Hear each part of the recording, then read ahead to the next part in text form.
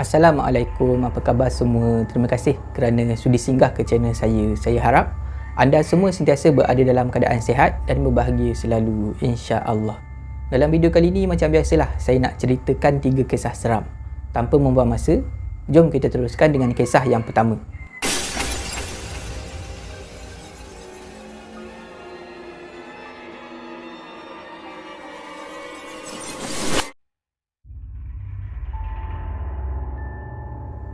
Selamat datang ke segmen Singgah Seram. Untuk kisah kali ini, saya akan gunakan nama samaran Kak Yati untuk memudahkan cerita. Kisah yang akan saya ceritakan ni berkaitan dengan demam. Kata Kak Yati, demam boleh disebabkan oleh 2 punca. Punca yang pertama adalah daripada jangkitan kuman, macam biasalah. Dan punca yang kedua, berlakunya demam boleh jadi disebabkan oleh gangguan makhluk halus. Sebelum perkara ni berlaku, Kak Yati sebenarnya tak percaya sebab yang kedua tu. Dia tak percaya boleh jadi demam bila ada gangguan makhluk halus. Tapi bila dah berlaku perkara ni, Kak Yati dah mula percaya memang boleh berlaku perkara macam ni.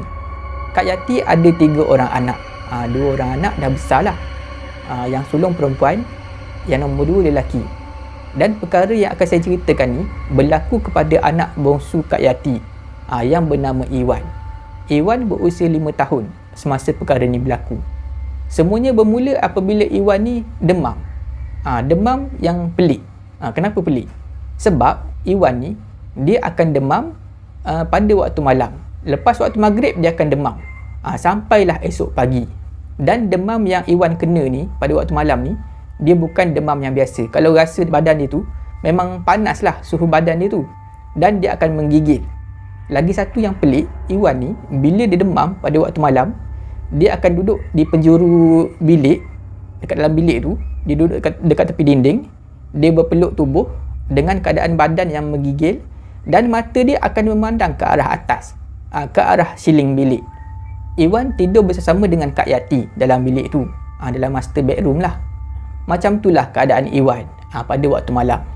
Kak Yati ni sampai dah tak tahu nak buat apa. Sebab dah banyak kali Iwan demam waktu malam, dia bawa pergi ke klinik, bawa jumpa doktor. Tapi bila jumpa aja doktor tu, Iwan ni keadaan dia serta-merta berubah. Dah tak menggigil, badan dah tak panas. Bila doktor cek temperature dia tu, memang temperature dia normal. Suhu badan dia normal, tak panas. Memang pelik. Tapi bila bawa balik semula ke rumah, dia akan menggigil semula. Badan dia akan kembali panas. Jadi Kak Yati tak tahu apa yang tak kena dengan anak dia. Sampailah satu hari, pada satu malam ni, Iwan macam biasalah. Lepas waktu maghrib, dia akan mula menggigil. Badan dia akan mula panas. Macam biasalah, dia duduk dekat tepi dinding dalam bilik tu. Dia duduk berpeluk tubuh, badan menggigil dengan keadaan mata yang memandang ke atas, ke arah siling bilik. Tapi malam tu ada perbezaan sikit. Kak Yati tak bawa anak dia pergi ke klinik. Kali ni dia bawa pergi ke hospital terus. Pergi ke unit kecemasan. Dan macam biasalah, bila dah sampai unit kecemasan tu, dah masuk jumpa dengan doktor, keadaan anak dia yang nama Iwan ni serta-merta berubah. Jadi normal, seolah-olah tak demam langsung. Badan berhenti menggigil, suhu badan pun dah turun. Turun ke paras normal. Doktor yang bertugas di unit kecemasan malam tu, ambil termometer, ceklah suhu badan si Iwan ni. Dan memang betul, suhu dia normal. Tak macam orang demam. Jadi doktor ni bercakap dengan Kak Yati, Kak, anak Kak ni suhu badan dia normal. Kalau orang demam, suhu badan dia 37.5 ke atas. Lebih daripada 37.5. Tapi suhu anak Kak ni normal je. Jadi anak Kak ni saya rasa tak demam lah. Sebenarnya Kak Yati ni, dia memang dah agak perkara ni akan berlaku. Jumpa aja doktor, anak dia akan sembuh buat sementara. Tapi bila dah sampai dekat rumah nanti, tengoklah memang akan demam semula. Jadi Kak Yati pun berceritalah pada doktor ni apa yang berlaku. Dia ceritalah dah banyak kali jadi macam ni. Demam waktu malam, lepas maghrib akan demam, menggigil-gigil badan, suhu badan tinggi, mata akan pandang ke arah siling. Dia ceritalah dekat doktor ni. Hampir setiap malam macam tu. Bila jumpa doktor aja, dia akan jadi normal. Macam tak demam, suhu badan turun, apa semua. Bila doktor yang bertugas ni dengar apa yang Kak Yati cakap, dia diam sekejap. Dia seolah-olah berfikir. Kemudian doktor ni cakap pada Kak Yati, macam ni Kak, saya ada satu saranan lah. Satu nasihat untuk Kak. Apa yang saya cakap ni memang kedengaran pelik lah. Tapi saya pernah jumpa pasien yang macam anak Kak ni. Start waktu maghrib dia akan demam, tapi bila jumpa dengan doktor, mana-mana doktor, demam dia akan pulih sekejap. Lepas tu bila balik ke rumah semula, dia akan demam balik. Macam anak Kak ni lah. Saya sarankan supaya Kak carilah seorang ustaz ataupun pakar perubatan, orang yang boleh mengubat perkara-perkara yang berkaitan dengan alam gaib lah, berkaitan dengan makhluk halus. Sebab pada pandangan saya, demam yang anak Kak ni kena bukan demam biasa. Jadi terpulang pada akak lah nak terima saranan saya ni ataupun tak. Kak Yati sebenarnya memang tak pernah terlintas di fikiran dia pasal perkara-perkara macam tu. Tapi bila doktor ni bagi saranan, dia cubalah ikut. Kebetulan Kak Yati memang ada kenal seorang ustaz yang mengajar di sebuah masjid berhampiran dengan taman perumahan dia tu. Dia kenal lah, ada seorang ustaz ni, nama dia Ustaz Taufik. Dan dengan ceritanya, memang Ustaz Taufik ni boleh mengubat orang. Jadi keesokan harinya, Kak Yati berjumpalah dengan Ustaz Taufik ni di masjid. Kak Yati ceritakan apa yang dah berlaku kepada Iwan, anak bongsu dia yang berusia 5 tahun tu. Bila Ustaz Taufik dengar masalah yang dihadapi oleh Kak Yati ni, Ustaz Taufik bersetujulah nak bantu. Dia akan cuba ikhtiar lah.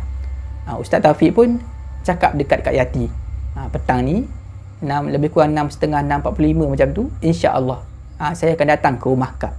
Dan itulah yang Ustaz Taufik buat. Petang tu dia pergilah ke rumah Kak Yati. Dia masuk dalam rumah dan duduk di ruang tamu. Ustaz Taufik minta satu Al-Quran, dia nak baca. Kak Yati pun ambil lah satu Al-Quran, dia bagi kepada Ustaz Taufik. Ustaz Taufik buka dan terus membaca Al-Quran tu. Memang lamalah Ustaz Taufik baca. Sepanjang Ustaz Taufik membaca Al-Quran tu, anak Kak Yati yang nama Iwan ni, yang berusia 5 tahun ni, okey aja. Tak ada sebarang tanda-tanda lah yang menunjukkan dia nak demam ke apa. Sampailah waktu maghrib. Bila dah masuk waktu maghrib, barulah Ustaz Taufik ni berhenti membaca Quran. Dia tutup Quran tu, dia letak dekat atas meja. Kemudian Ustaz Taufik minta izin pada Kak Yati untuk solat di ruang tamu. Selesai solat maghrib tu, barulah anak Kak Yati yang nama Iwan ni mula menggigil. Badan dia dah mula menggigil, suhu badan dia dah mula panas. Dan macam biasa, Iwan mula masuk dalam bilik, bilik master bedroom lah, bilik mak dia, tempat dia tidur. Dia masuk dalam bilik tu, dia duduk dekat penjuru bilik, dekat dinding. Dia duduk dekat situ, duduk berpeluk tubuh sambil badan menggigil.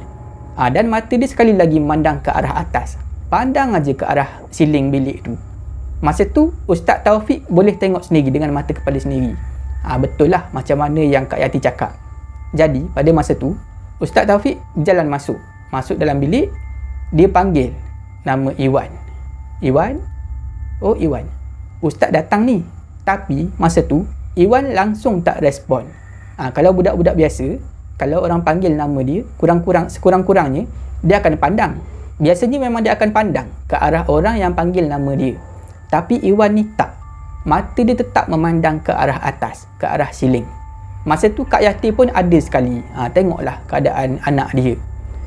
Bila dah jadi macam tu, Ustaz Taufik ni dia pergi mendekati si Iwan yang sedang duduk berpeluk tubuh ni. Dia duduk betul-betul di hadapan Iwan. Dia duduk, kemudian dia pegang tangan Iwan. Dalam keadaan memegang tangan Iwan tu, Ustaz Taufik mula membaca ayat-ayat suci daripada kitab Al-Quran. Tak pastilah ayat mana, potongan ayat daripada surah mana, tak pasti. Kemudiannya Ustaz Taufik hembus ke arah Iwan. Lepas hembus tu, barulah Iwan ni seperti tersedar. Baru tersedar. Bila dia dah tersedar tu, dia cepat-cepat peluk Ustaz Taufik. Masa tu Kak Yati pun ada sekali dalam bilik. Kak Yati dah mula risau. Sebabnya bila dia nampak anak dia peluk Ustaz tu, nampak sangat yang anak dia ni dalam keadaan yang ketakutan. Masa tu Ustaz Taufik ni cakaplah dengan Kak Yati, Kak ambil anak Kak ni, bawa pergi dekat ruang tamu. Pasang TV, pasang kartun ke apa, bagi dia tengok. Jangan bagi dia masuk dalam bilik ni. Kak Yati pun pergilah ambil Iwan, bawa pergi dekat ruang tamu, pasang TV. Bila Iwan dah keluar daripada bilik tu, Ustaz Taufik mula membaca Quran dalam bilik tu. Dia baca, sampailah waktu isyak. Bila dah masuk waktu isyak, Ustaz Taufik berhenti sekejap baca Quran. Dia tutup Quran tu, dia letak atas meja dalam bilik tu. Ustaz Taufik keluar, dia solat dekat luar, dekat kawasan ruang tamu. Dah selesai solat isyak tu, dia masuk semula dalam bilik tadi. Sambung lagi baca Quran. Sekitar 10 ke 15 minit macam tu, Ustaz Taufik pun keluar. Keluar daripada bilik tu, dia bercakaplah dengan Kak Yati. Ustaz Taufik cakap, sebenarnya dalam bilik di mana Kak Yati dan juga Iwan tidur ni, dah ada benda lain yang menghuni. Dan benda ni memang berkeras. Dia tak nak keluar daripada bilik tu. Ustaz Taufik dah cuba nak halau benda ni, tapi benda ni tak nak keluar daripada bilik tu. Jadi pada malam tu, Ustaz Taufik nasihatkan Kak Yati dan juga Iwan ni supaya jangan tidur dalam bilik tu. Tidurlah dalam bilik lain ataupun tidur di ruang tamu. Esok hari dia akan datang sekali lagi. Tapi mungkin dia akan datang bersama dengan seorang kawan dia lah, minta bantuan. Sebab katanya dia seorang-seorang memang tak mampu nak halau benda ni. Jadi malam tu Kak Yati dan juga Iwan ni tidurlah dalam bilik lain. Keesokan harinya, waktu yang sama, sekitar pukul 6 lebih petang, Ustaz Taufik datang sekali lagi. Tapi kali ni dia datang, dia bawa seorang lagi ustaz, kawan dia. Jadi dia orang pun mulalah usaha ikhtiar nak halau benda ni. Dan dipendekkan cerita, alhamdulillah berjayalah dia orang halau makhluk ni keluar daripada bilik tu dan keluar daripada rumah Kak Yati. Selepas makhluk tu dah berjaya dihalau keluar, dah tak ada lagi berlaku gangguan kepada anak Kak Yati. Anak Kak Yati malam-malam dah tak ada demam dah macam dulu. Itulah kisah yang diceritakan oleh Kak Yati tentang anak lelaki dia yang berusia 5 tahun selalu demam waktu malam disebabkan oleh gangguan makhluk halus.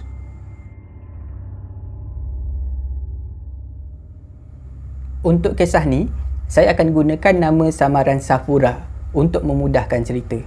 Safura dan suami dia tinggal di sebuah kampung. Kisah ni adalah tentang Safura lah, gangguan yang dihadapi oleh Safura. Safura ni, dia waktu malam, dia memang tak boleh tidur. Kenapa? Sebab dia selalu nampak arwah jiran dia. Dia nampak arwah jiran dia masuk dalam rumah dan mengganggu dia. Dalam rumah, masuk dalam bilik, mengusik dia. Memang hampir setiap malam macam tu. Sampai husband dia, sampai suami Safura ni jadi terganggu, tak boleh nak tidur. Safura asyik menangis saja. Menangis, menjerit malam-malam sampai tak boleh tidur. Sedangkan esok pagi suami dia nak bangun pergi kerja. Memang kena marah lah. Safura ni selalu kena marah dengan suami dia. Nama arwah jiran Safura ni adalah Makcik Esah. Memang dah banyak kali Safura mengadu dekat suami dia.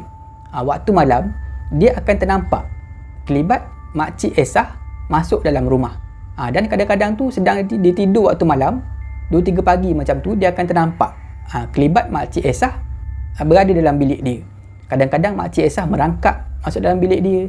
Kadang-kadang dia nampak Makcik Esah ni bertenggek atas almari. Macam-macam lah. Memang sangat menakutkan apa yang Safura nampak. Tapi suami kepada Safura ni tak nampak apa-apa. Sebab itulah suami Safura ni marah pada Safura. Sebelum saya teruskan bercerita, saya cuma nak bagi tahu kepada penonton. Kisah ni mungkin akan mengecewakan sikit. Sebab dia tergantung. Tak tahu ending dia macam mana. Okey, saya teruskan cerita. Siapa sebenarnya Makcik Esah ni? Kita flashback sikit ke belakang. Safura ni macam yang saya cerita tadilah. Dia dan juga suami dia tinggal di sebuah kampung. Dekat kampung ni, jarak antara satu rumah ke satu rumah agak jauh. Dan jiran yang paling terdekat dengan rumah Safura ni adalah sebuah rumah yang dihuni oleh seorang makcik tua. Makcik tu nama dia Makcik Esah. Makcik Esah ni dia sebatang kara lah. Suami dia dah lama meninggal dunia dan dia memang tak ada anak. Safura dan Makcik Esah ni memang sangat rapat. Jiran yang paling hampir. Memang dia sangat rapat dengan makcik ni. Safura ni jenis yang baik hati. Jadi dia selalulah pergi ke rumah Makcik Esah. Bila suami dia pergi kerja, dia pergi dekat rumah Makcik Esah. Kadang-kadang pukul 10 pagi pun dah pergi. Awal-awal dah pergi rumah Makcik Esah, pergi bersembang dengan Makcik Esah. Dah jadi macam mak dia dah, Makcik Esah ni. Dia bersembang. Kadang-kadang tu kalau Safura ni ada masak lebih, dia akan bagilah berkongsi lauk dengan Makcik Esah. Tapi ada benda yang tak best pasal Makcik Esah ni. Makcik Esah ni sebenarnya adalah seorang dukun. Memang ramai orang yang datang ke rumah Makcik Esah ni. Orang daripada serata tempat. Makcik Esah ni boleh dikatakan seorang dukun yang agak terror lah. Banyak dia tolong orang. Tapi dengan cara menggunakan benda-benda yang tak elok. Menggunakan saka, menggunakan belaan dia, macam tu lah. Tapi, walaupun Makcik Esah ni seorang dukun, dia baik aja dengan Safura. Dia tak pernah pun buat apa-apa dekat Safura sekeluarga.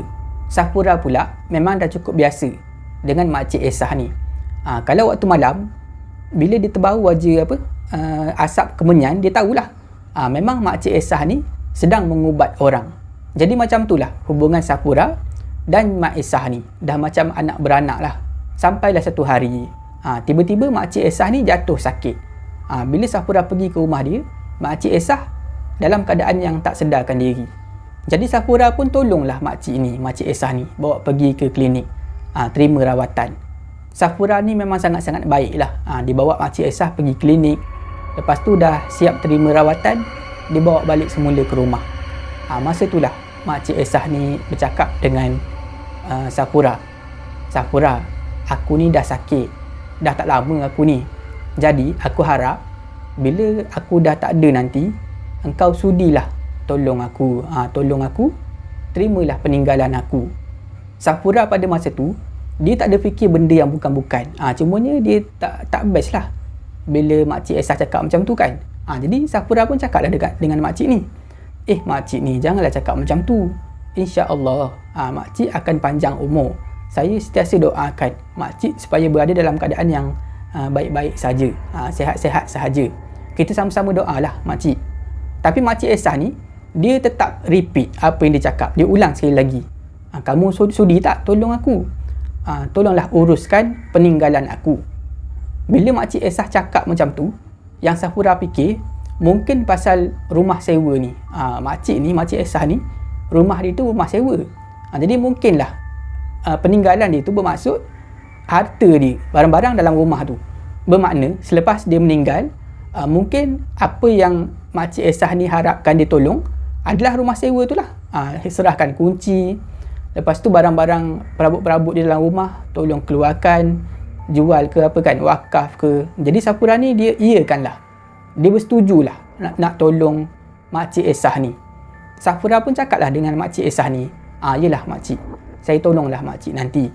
Dekat situlah silap Safura. Sebenarnya pada masa tu, secara tak langsung, secara tak sengaja, Safura dah bersetuju untuk menerima segala saka dan juga belaan Makcik Esah. Macam tu sebenarnya yang dimaksudkan oleh Makcik Esah. Yang dia maksudkan dengan peninggalan tu bukanlah harta, bukanlah duit, tapi belaan-belaan dia. Dia minta supaya Safura ni jaga, tolong terima saka belaan dia tu. Tapi Safura langsung tak sedar pasal perkara ni. Masa terus berjalan, keadaan kesihatan Makcik Esah ni makin lama makin memburuk. Sampailah akhirnya Makcik Esah ni ditempatkan di hospital, menerima rawatan di hospital. Safura ni punyalah baik, dia sampai pergi teman Makcik Esah ni dibuat di hospital tu. Sampai kesudah lah, sampai Makcik Esah ni dah nazak. Dan bila Makcik Esah ni meninggal, memang Safura seorang aja yang ada dekat sebelah dia. Sebelum Makcik Esah ni meninggal dunia, menghembuskan nafas yang terakhir, dia sempat bercakap dengan Safura. Dia ulang perkara yang sama macam hari tu. Dia tanya sekali lagi, kau kena ingat tu, kau janji nak tolong aku, tolong uruskan peninggalan aku. Safura pula masa tu, dia masih lagi tak faham apa yang sebenarnya dimaksudkan oleh Makcik Esah ni. Dia iakan sekali lagi, yelah makcik, saya dah janji, saya nak tolong makcik. Makcik jangan risaulah. Akhirnya Makcik Esah pun meninggal dunia. Selepas Makcik Esah dah meninggal dunia, Safura sekali lagi memberikan pertolongan kepada Makcik Esah. Safura lah orang yang menguruskan jenazah Makcik Esah ni. Dia jemputlah, dia panggil semua orang masjid, orang kampung, minta tolong mandikan, kapankan, sampailah selesai semua proses pengebumian Makcik Esah. Memang cukup besarlah jasa Safura pada Makcik Esah ni. Selepas jenazah Makcik Esah dah selamat dikebumikan, Safura uruskan pula pasal perkara-perkara lain, pasal rumah sewa. Dia berurusan lah dengan tuan rumah tu. Tuan rumah, rumah sewa Makcik Esah ni, dia serahkan kunci. Lepas tu barang-barang dekat dalam rumah tu dia uruskan lah. Tak tahulah dia buat apa. Dia wakafkan ke, jual ke, ataupun biarkan saja di rumah tu. Dah selesai, sampai selesai betul lah dengan tuan rumah tu. Punyalah baik si Safura ni. Lebih kurang 2-3 hari lepas tu, Safura mula menerima gangguan. Hampir setiap hari Safura ni, lepas waktu maghrib, dia akan mula ternampak-nampak. Ternampak seolah-olah kelibat Makcik Esah datang menjenguk dia di rumah. Mula-mula jelmaan ni nampak dekat luar rumah, melintas-lintas, mengintai-ngintai dia. Tapi lama kelamaan, jelmaan Makcik Esah ni dah berani masuk dalam rumah. Jelmaan Makcik Esah ni selalunya menjelma dalam bentuk yang berkafan, macam jenazah, macam pocong. Pocong dengan muka Makcik Esah. Sekarang ni benda ni dah masuk dalam rumah. Memang banyak kali lepas waktu maghrib, bila hari dah gelap, mulalah nampak Safura nampak benda-benda ni. Kadang-kadang tu ternampak di sebalik langsir, kadang-kadang dekat dapur. Dan waktu malam bila Safura dah tidur, dia terjaga waktu malam, tiba-tiba ternampak benda ni tercegat dekat sebelah katil dia. Selain daripada tu, selain daripada jelmaan Makcik Esah ni, arwah Makcik Esah, ada lagi benda lain yang Safura selalu nampak. Antaranya adalah jelmaan 3 orang wanita, 3 orang perempuan duduk di ruang tamu rumah Safura ni. Safura tak tahu kenapa benda-benda ni mengacau dia. Dia mengambil masa yang agak lama untuk terfikir yang benda-benda ni sebenarnya adalah belaan arwah Makcik Esah datang pada dia. Dan disebabkan jelmaan benda-benda ni lah yang mengganggu tidur dia waktu malam. Sebab itulah dia selalu menjerit, selalu menangis waktu malam sampai mengganggu tidur suami dia. Safura dan suami dia sampai nak bergaduh, sampai dah tahap teruk lah. Safura sampai dia nak berdoa, nak minta pada Tuhan supaya buka hijab mata suami dia tu, bagi nampak benda yang sama, supaya dia boleh faham apa yang Safura sedang alami. Jadi sekarang ni saya tak tahu apa yang dah berlaku kepada Safura. Dan moral of the story, kalau kita tahu orang tu buat benda-benda syirik, benda-benda menduakan Tuhan ni, janganlah kita jadikan sahabat kita. Cuma apa yang kita boleh buat, kita cuba tegur dia cara elok dan kita doakan dia supaya dia berubah. Itulah kisah yang diceritakan oleh Safura, berlaku kepada dia selepas jiran dia meninggal dunia. Jiran dia yang bernama Makcik Esah, seorang dukun. Untuk kisah ni, saya akan gunakan nama samaran Emilia untuk memudahkan cerita. Emilia adalah seorang remaja perempuan. Remaja perempuan yang jenis agak sosial lah. Emilia ada seorang kawan perempuan, kawan baik dia lah. Diorang berdua ni perangai sama saja. Agak sosial. Dia suka keluar malam, keluar dengan kawan-kawan lelaki, bercampur jantina, pergi clubbing, pergi ke kelab, macam-macam lah.